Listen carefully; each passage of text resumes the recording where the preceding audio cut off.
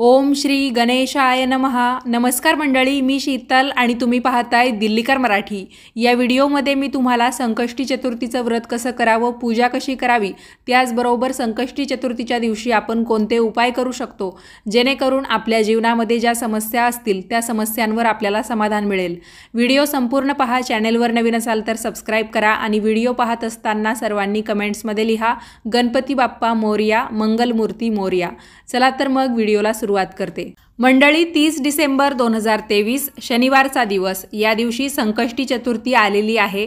प्रत्येक महिन्यामध्ये पौर्णिमा झाल्यावर चौथ्या दिवशी जी चतुर्थी येते तिला संकष्टी चतुर्थी म्हणतात। त्याचबरोबर अमावास्या झाल्यावर चौथ्या दिवशी जी चतुर्थी येते तिला विनायकी चतुर्थी असं म्हटलं जातं।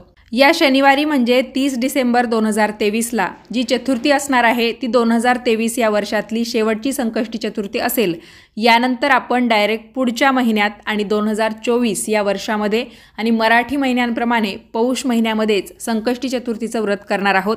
वर्षातली ही शेवटची संकष्टी चतुर्थी असल्यामुळे सर्वात प्रथम मी तुम्हाला संकष्टी चतुर्थीची कथा सांगते, ज्या कथेतून तुम्हाला कळेल की संकष्टी चतुर्थीची पूजा नक्की कशी करतात आणि नैवेद्य काय दाखवावा।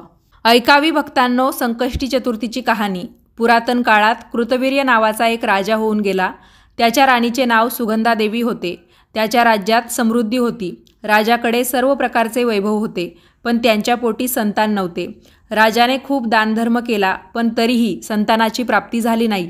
राजा राणी उदास झाले। ते तीर्थयात्रा करू लागले। एके दिवशी राजाच्या स्वप्नात त्याचे वडील आले। त्यांनी गणेशाची आराधना करायला सांगितले। संकष्टी चतुर्थीचं व्रत करा असं मार्गदर्शन केलं। राजाने सकाळी उठून तो दृष्टांत आपल्या राणीला सांगितला। राणीला सुद्धा अतिशय आनंद झाला। राजा राणीने जाणकारास व्रताची माहिती विचारली। जाणकाराने सांगितले, दर महिन्याच्या पौर्णिमेनंतर चतुर्थी तिथी येते, तिला संकष्टी म्हणतात। व्रत करणाऱ्याने या दिवशी ब्रह्ममुहूर्तावर उठावे, तिळाचे उटणे लावून स्नान करावे, दिवसभर उपवास करावा, श्री गणेशाचे नामस्मरण करावे, दूध फळे खाऊन राहावे। रात्री चंद्रोदयाच्या वेळी गणपतीची पूजा करावी। चौरंगावर अथवा पाटावर गणपतीची मूर्ती ठेवावी। अभिषेक करावा। अभिषेकाच्या वेळी गणपती अथर्वशीर्ष म्हणावं। दुधाचा अभिषेकही करावा। लाल गंध लावावा। तांबडी फुले अर्पण करावीत। 21 दुर्वांची जुडी किंवा शमीपत्रे वाहावीत। धूप दीप लावून 21 मोदकांचा नैवेद्य दाखवावा। आरती मंत्रपुष्पांजलीसुद्धा करावी। मनोभावे गणपतीची प्रार्थना करावी। चंद्रोदय झाल्यावर चंद्राची पूजा करायची, ओवाळणी करायची। मग चौरंग पाटावरील पूजा विसर्जित करायची। भोजन प्रसाद ग्रहण करायचा। हे संकष्टी चतुर्थीचे व्रत 4, 7, 11 किंवा 21 चतुर्थी अशा पद्धतीने तुम्ही करू शकता। राजा राणीने सर्वप्रथम या व्रताची शास्त्रशुद्ध माहिती समजावून घेतली आणि भावयुक्त अंतःकरणाने पुढे हे व्रत केले। श्री गणेशांच्या कृपाप्रसादाने त्यांना पुत्र झाला आणि त्या पुत्राचे नाव त्यांनी कार्तवीर्य असे ठेवले। हा मुलगा पुढे महान गणेश भक्त झाला। पुरातन काळापासून आजपर्यंत ज्या भक्तांनी संकष्टी चतुर्थीचं हे व्रत केलं त्यांचं कार्यसुद्धा सफल झालं। तसंच आपल्या सर्वांचं सुद्धा सफल हो, तुमच्या मनामध्ये ज्या काही कामना आहेत त्यासुद्धा पूर्ण हो, अशी ही 60 उत्तराची कहाणी 5 उत्तरी सुफळ संपूर्ण। आत्ताच तुम्ही संकष्टी चतुर्थीची कथा ऐकली, त्यातून तुम्हाला व्रत कसं करावं, पूजा कशी करावी हे समजलं।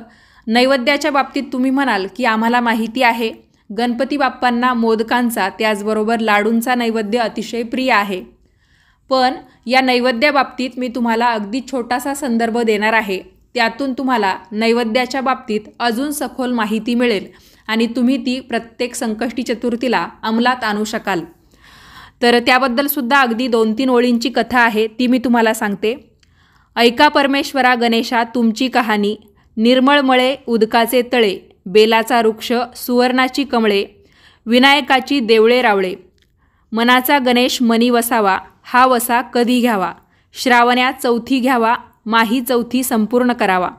संपूर्णाला काय करावं, पशा पायलीचं पीठ कांडावं, 18 लाडू करावे, 6 देवाला द्यावे, 6 ब्राह्मणाला द्यावे, 6चं सहकुटुंबी भोजन करावं। अल्पदान महापुण्य असा गणराज, मनी घ्यायजे पाविजे, चिंतिले लाभिजे, मनकामना निर्विघ्न कार्यसिद्धी करीजे। अशी ही 5 उत्तरांची कहाणी 5 उत्तरी सुफळ संपूर्ण ज्याला आपण शुद्ध मराठी भाषेमध्ये सुफळ संपूर्ण असं म्हणतो. तर तुम्ही ऐकलं असेल या कथेची भाषा थोडीशी वेगळी होती, पण या कथेमध्ये नेमकं काय सांगितलेलं आहे तर अगदी सोप्या भाषेत समजावून सांगते. जर एखाद्याला संकष्टी चतुर्थीचं व्रत करायचं असेल पण सुरुवात नक्की कोणत्या चतुर्थीपासून करायची हे समजत नसेल तर त्याने श्रावण महिन्यातील संकष्टी चतुर्थीपासून या व्रताला सुरुवात करावी. त्यानंतर दर महिन्याच्या चतुर्थीला हे व्रत करत जावं आणि माघ महिन्याच्या चतुर्थीला या व्रताची सांगता करावी. म्हणजे समजा जर तुम्हाला काही ठराविक उद्देश धरून चतुर्थीचं व्रत करायचं असेल, तुमची काही इच्छा असेल तर तुम्ही श्रावण महिन्याच्या चतुर्थीपासून माघ महिन्याच्या चतुर्थीपर्यंत हे व्रत करू शकता आणि माघ महिन्याच्या चतुर्थीला गणपतीसाठी काहीतरी महानैवेद्य करून या व्रताची सांगता करू शकता की तुमची इच्छा पूर्ण झाली म्हणून. भलेही तुमची इच्छा पूर्ण झाली नाही तरी पण एवढं व्रत केल्यानंतर नक्कीच तुमची त्यानंतरसुद्धा इच्छा पूर्ण होऊ शकते. पण हा जो एक कालावधी आहे त्या कालावधीमध्ये आपल्याला हे व्रत करायचं असतं. जसं की मार्गशीर्ष महिन्यातले गुरुवार आपण संपूर्ण महिनाभर करतो, भलेही त्या महिन्यामध्ये 4 गुरुवार येवोत किंवा 5. त्याच पद्धतीने हे जे संकष्टी चतुर्थीचं व्रत असतं ते श्रावण महिन्याच्या चतुर्थीपासून माघ महिन्याच्या चतुर्थीपर्यंत करायचं आणि शेवटी त्याचं उद्यापन करायचं. आणि ज्यांना कायमस्वरूपी चतुर्थी धरायची आहे, म्हणजे दर महिन्याला जी संकष्टी चतुर्थी येते ती करायचीच असेल तर त्यांनीसुद्धा पहिली चतुर्थी केव्हापासून करावी हा जर प्रश्न असेल तर त्यांनीसुद्धा श्रावण महिन्याच्या चतुर्थीपासून या चतुर्थीला सुरुवात केली तरीसुद्धा चालतं. बरेच जण जेव्हा मंगळवारची म्हणजे अंगारकी चतुर्थी येते तेव्हापासूनसुद्धा चतुर्थीला सुरुवात करतात, तर तसंसुद्धा तुम्ही करू शकता. आता आपण जे काही चतुर्थीला नैवेद्य करतो तर त्यामध्ये शक्यतो मोदक, लाडू या पदार्थांचा समावेश करतो. पण या नैवेद्याचे सुद्धा काही नियम आहेत तर तेच या कथेतून सांगितलेले आहे. पशा पायलीचं पीठ कांडावं म्हणजे काय, तुम्हाला थोडंसं पीठ घ्यायचं आहे. तर साहजिक आहे लाडू करायचे असतील तर आपल्याला बेसन पीठ लागेल. तर मग बेसन पीठ भाजून तुम्ही त्यापासून लाडू तयार करू शकता जे गणपती बाप्पांना अतिशय प्रिय आहे. बुंदीचे लाडू म्हणा किंवा बेसनाचे लाडू म्हणा, तर त्या पद्धतीने सुद्धा तुम्ही करू शकता. किंवा मग तुम्हाला जर मोदक करायचे असतील तर गणपती बाप्पांना गव्हाच्या पिठाचे मोदक अतिशय प्रिय आहेत.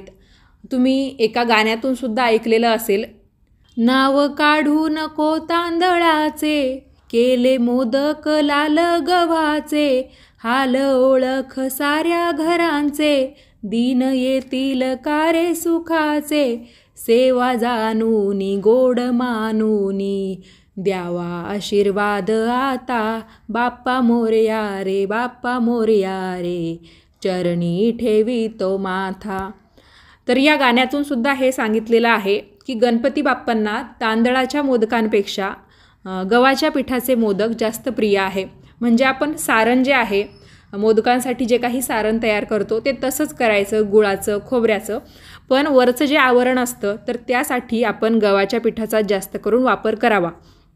आता भलेही तुम्ही चतुर्थीचा उपवास सोडायला गणपती बाप्पांना मोदकाचा नैवेद्य केला किंवा मग लाडूचा नैवेद्य केला तरी पण काही हरकत नाही, पण तो तुम्हाला 18 या संख्येमध्ये करायचा आहे. म्हणजे मोदक जर केले तर तुम्ही 18 मोदक करावे, लाडू जर केले तर तुम्ही 18 लाडू करावे. तर त्या 18 लाडूंमधले 6 लाडू देवासमोर नैवेद्य म्हणून दाखवावे, 6 तुम्हाला ब्राह्मणाला द्यायचे आहेत. पण गुरुजी वगैरे तुम्हाला आसपास मिळाले नाही किंवा तुम्हाला गुरुजींऐवजी एखाद्या गरजू व्यक्तीला किंवा गरीब व्यक्तींना दान करावे असं वाटलं तर तुम्ही त्यांनासुद्धा ते 6 लाडू किंवा 6 मोदक दान करू शकता. आणि राहिलेले म्हणजे शेवटचे जे 6 लाडू आहे तर त्या 6 लाडूंमध्ये तुम्ही सहकुटुंब सहपरिवार उपवास सोडायला जो काही स्वयंपाक केलेला आहे तर तो स्वयंपाक अधिक हे 6 मोदक किंवा लाडू आपल्याला ग्रहण करायचे आहे. आणि साहजिक आहे देवासमोरसुद्धा आपण 6 या संख्येमध्ये जे मोदक किंवा लाडू ठेवलेले असतील ते सुद्धा आपण परत आपल्या कुटुंबामध्ये वाटून खाऊ शकतो. तर या माहितीतून तुम्हाला हे समजलं असेल की संकष्टी चतुर्थीचा जो काही नैवेद्य असतो तर तो आपल्याला 18 या संख्येमध्ये करायचा असतो. भलेही तुम्ही वरण भात, भाजी पोळी हा सुद्धा नैवेद्य दाखवू शकता। पण गोडामध्ये आपण गणपती बाप्पांच्या आवडीचं जे काही बनवतो, मोदक किंवा लाडू, तर ते 18 संख्येत बनवायचे आणि नंतर त्या मोदकांचं विभाजन कसं करायचं हे सुद्धा तुम्हाला समजलं असेल। तर अशा पद्धतीने हे संकष्टी चतुर्थीचं व्रत आपल्याला पूर्ण करायचं असतं। आता मी तुम्हाला संकष्टी चतुर्थीचे 2 उपाय सांगते।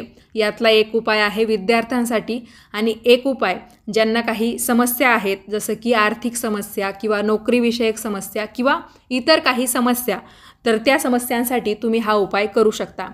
आता जे विद्यार्थी आहेत, ज्यांचं अभ्यासात लक्ष लागत नाही किंवा त्यांच्या शालेय जीवनात किंवा कॉलेजच्या जीवनामध्ये अभ्यासासंबंधी किंवा परीक्षेत न येणाऱ्या यशासंबंधी काही अडचणी असतील, तर त्यासाठी तुम्ही काय करायचं, संकष्टी चतुर्थीच्या दिवशी सकाळी किंवा संध्याकाळी जेव्हा तुम्ही गणपती बाप्पांची पूजा करतात, तर गणपती बाप्पांजवळ तुम्हाला एक नारळ लाल कपड्यामध्ये गुंडाळून ठेवायचा आहे आणि हा लाल कपड्यात गुंडाळलेला नारळ गणपती बाप्पांजवळ ठेवत असताना तुम्हाला ओम श्री विघ्नेश्वराय नमः या मंत्राचा 11 वेळा जप करायचा आहे।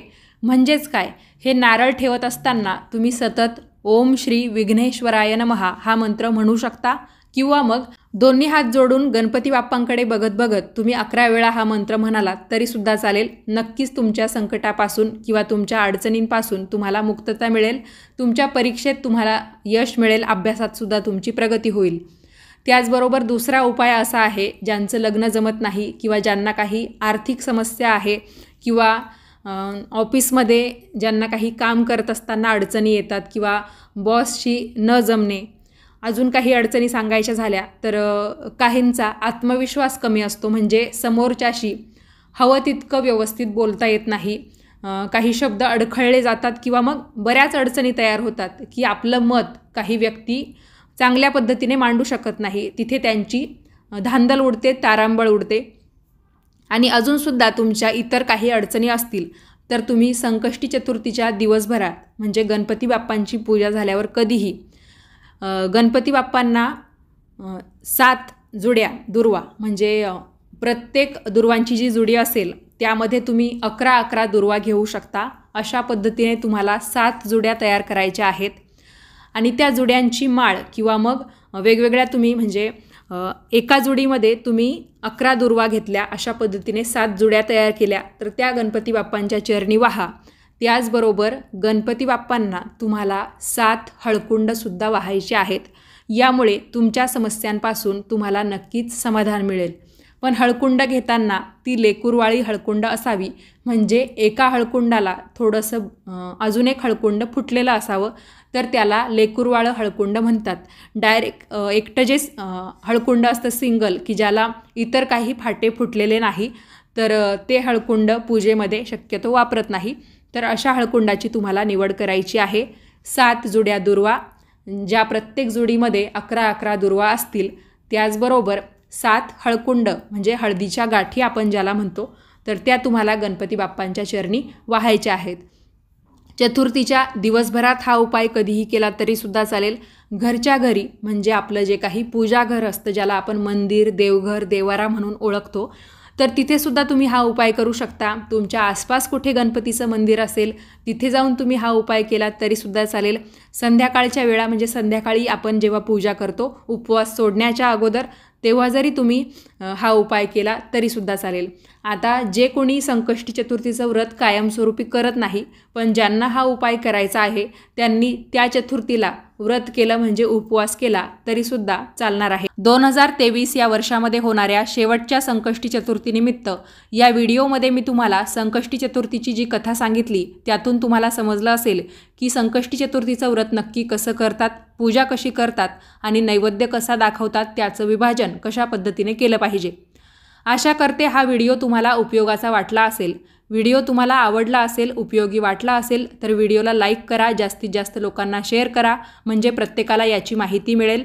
आणि असेच छान छान माहितीपूर्ण व्हिडिओज पाहण्यासाठी आजच दिल्लीकर मराठी चॅनेलला सबस्क्राईब करा। भेटूयात परत पुढच्याच नवीन व्हिडिओमध्ये।